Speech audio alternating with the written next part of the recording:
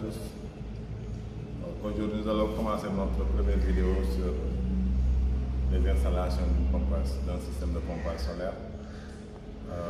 La première vidéo de la série Apprendre à installer.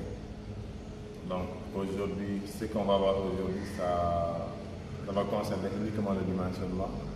Et qui parle de dimensionnement, on fait allusion à le fait de prendre les données brutes et de les évaluer en termes de matériel, leur correspondance en termes de matériel. C'est-à-dire qu'on prend les données d'ici et on essaie de voir ça correspond à quoi par rapport à la puissance de la pompe, au nombre de panneaux, à la puissance des panneaux. Donc pour cela, avant de dimensionner, il faut avoir un certain nombre d'informations pour faciliter le dimensionnement, pour éviter des erreurs. Donc la première des choses qu'il faut connaître,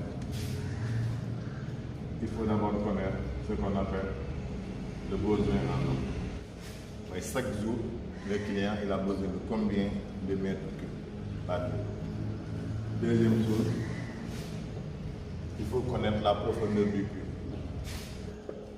Donc au niveau de la profondeur du puits, il faut connaître ce qu'on appelle le niveau dynamique. Le niveau dynamique, on va après voir c'est quoi le niveau dynamique. Il faut aussi connaître ce qu'on appelle le niveau statique. Le niveau statique.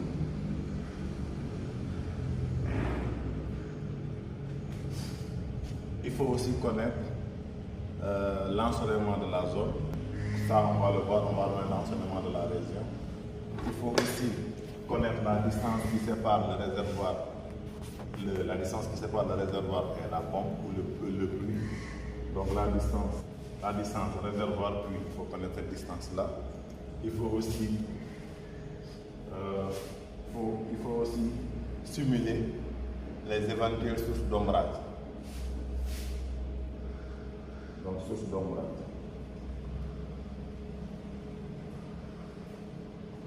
Sources d'ombrage, ça veut dire quoi? Il faut essayer de voir quels sont les arbres qui peuvent causer de l'ombre sur les panneaux, parce que ça diminue la puissance de la pompe. Donc si on a ces quelques éléments, on peut faire le dimensionnement. Si on a aussi besoin de la hauteur du réservoir, mais au niveau de la hauteur du réservoir, c'est nous qui allons le définir lorsqu'on va on va procéder à la fabrication de la structure. Là, on va prendre la hauteur du réservoir. Mais ces informations-là, pour les avoir, il faut descendre sur le terrain. Soit on descend sur le terrain, soit on appelle le client et nous donne ces informations-là. Maintenant, on va prendre pour chaque information, on va commencer un à un. Chaque étape, on va essayer de prendre l'étape là, les informations qu'il faut et comment avoir ces informations-là. Donc, pour le besoin en eau, si c'est une ferme de 1 mètre, 1 hectare, une ferme de 1 hectare, il faut l'octroyer soit 15 mètres cubes, de 15 mètres cubes à 40 mètres, à 20 mètres cubes, 20 ou 30 mètres cubes par jour. Pourquoi? Parce que ça dépend de ce qu'il va mettre dans sa ferme. C'est pas parce que c'est 1 hectare qu'il faut forcément lui donner 15 mètres cubes. Au minimum 15 mètres cubes. Parce que si la ferme, c'est une ferme de 1 mètre, de 1 hectare, et que ce qu'il doit mettre dans ces 1 hectare, par exemple, c'est des bananes, donc la quantité d'eau que les bananes vont prendre, ça sera supérieur selon s'il doit mettre dans tous ces 1 hectare des bananes. Donc on ne va pas prendre 15 hectares, 15 mètres cubes, parce que les bananes ils prennent beaucoup d'eau. Si c'est pour juste le maraîchage seulement qu'il veut faire, donc on peut accorder les 15 mètres cubes. Parce pour laquelle maintenant c'est à toi le technicien de demander au client qu'est-ce qu'il veut mettre dans sa ferme pour connaître est-ce que tu dois prendre les 15 et 20 ou tu dois prendre entre 15 et 20.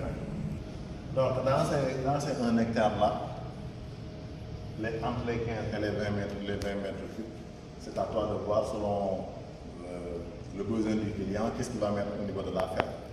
Donc on demande de mettre 15, mais ce n'est pas une obligation, c'est à toi de voir. Surtout si tu as tous les infos qui vont te permettre soit de mettre 15, 20, 30, ça dépend.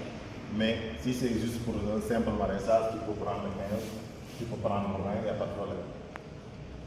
Maintenant, par rapport à la profondeur du puits. Au niveau de la profondeur du puits, imaginons que nous avons un puits qui est comme ça. Et que là, à partir de là, nous avons de l'eau. Donc là, c'est de l'eau. Nous avons ici de l'eau. Donc là, nous avons de l'eau. Le puits est là, nous avons de l'eau. Il y a la terre qui est là. Il y a la terre qui est là. Ok? Maintenant, de là à là, c'est ça qu'on appelle le niveau statique. MS. Le niveau statique, c'est de là, ici, jusque là. Ça, c'est le niveau statique.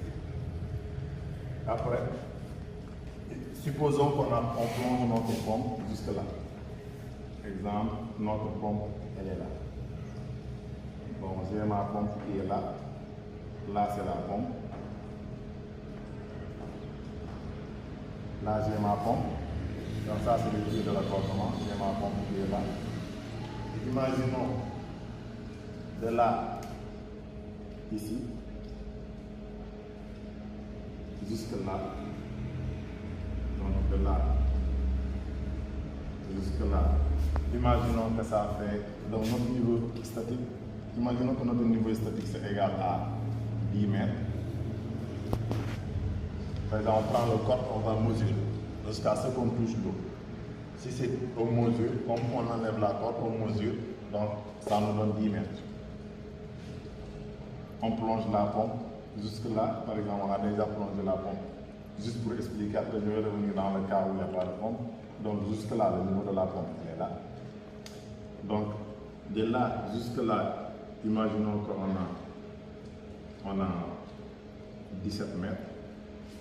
De là jusque là, on a 17 mètres. Et maintenant, ce qui reste de là où on a mis la pompe jusque là, imaginons que ça fait 2 mètres. Donc, de là jusque là, c'est ça qu'on appelle le niveau dynamique. C'est ça qu'on appelle le niveau dynamique. Dans notre cas, c'est égal à 17 mètres. Donc, notre niveau dynamique, c'est égal à 17 mètres. Notre niveau statique, de là jusque là, c'est égal à 10 mètres. La distance entre le fond du puits et la pompe, c'est égal à 2 mètres. Donc, là, entre la pompe et le fond du puits, c'est ça qu'on appelle la marge de sécurité. Quand on plonge la pompe, il faut laisser cette marge de sécurité, soit 1 mètre, soit 2 mètres. Ça aussi, c'est en fonction de la pompe. Si c'est pour les petites pompes, on peut laisser 1 mètre, 1 mètre 50, 2 mètres. Si c'est des pompes très performantes, il faut mettre 2 mètres plus pour assurer que la pompe ne va pas tirer de la boue. Sinon, la pompe va boucher. Si la pompe tire de la boue, elle va boucher. Donc, il faut éviter de mettre la pompe jusqu'au fond. C'est bon. Maintenant, la distance là entre le niveau statique, ici, et là où on a installé la pompe, cette distance-là, c'est ça qu'on appelle le rabattement. C'est ça qu'on appelle le rabattement.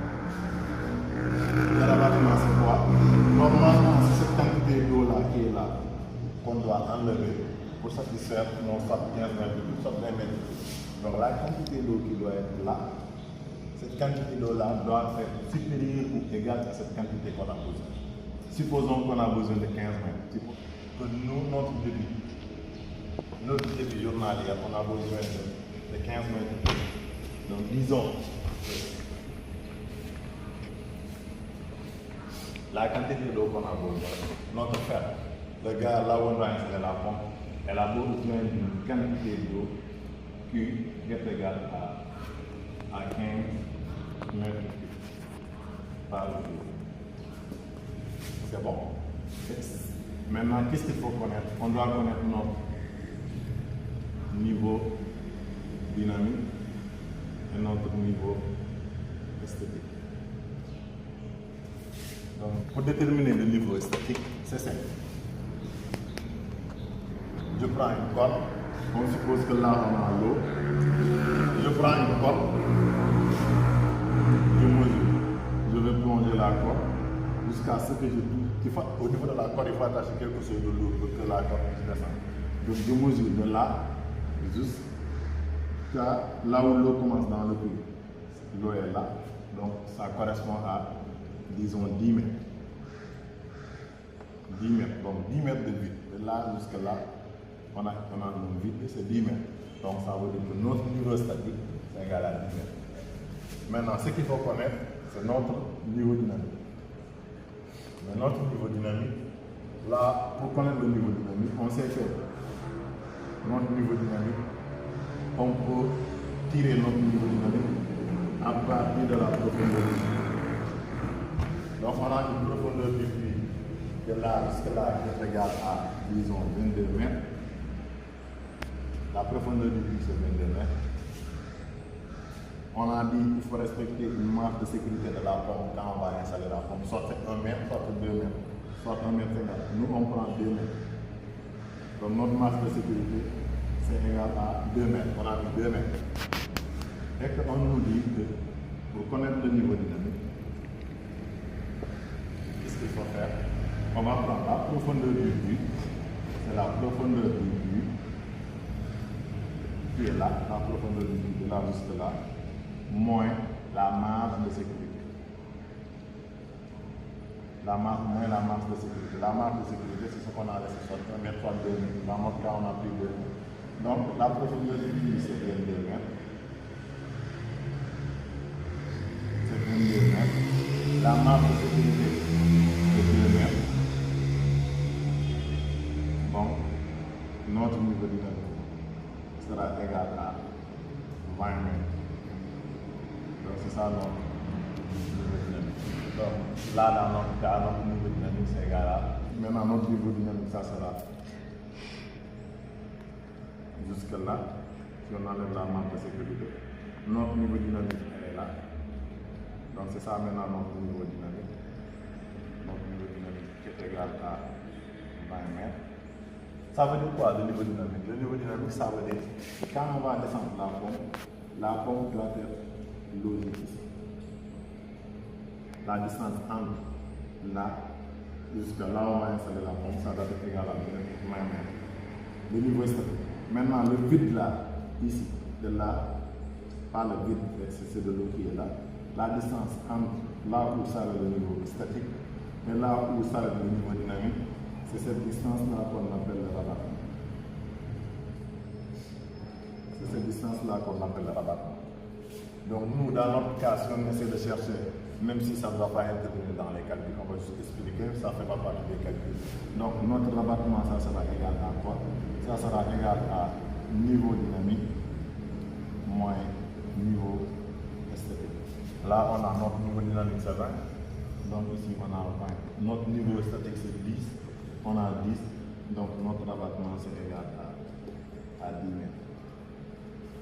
Moi, tous ces 10 mètres-là, de là jusqu'à là, 10 mètres, on a que de l'eau. Donc la quantité d'eau qui est là, dans ces 10 mètres-là, doit être supérieure ou égale aux 15 mètres. 15 mètres de pas de jour. Sinon, le client ne sera pas satisfait. Donc la quantité d'eau qui doit être ici, il doit être supérieur ou égal à 15 mètres cubes pour qu'à la fin de la journée, on puisse enlever dans cet intervalle-là les 15 mètres cubes. À la fin de la journée, on va avoir 15 mètres cubes. Donc c'est ce qui va faire qu'on va atteindre l'objectif, on va donner à notre client les 15 mètres cubes qu'il a besoin. Donc maintenant, on a tous les données essentielles, le niveau dynamique, le niveau statique, la quantité.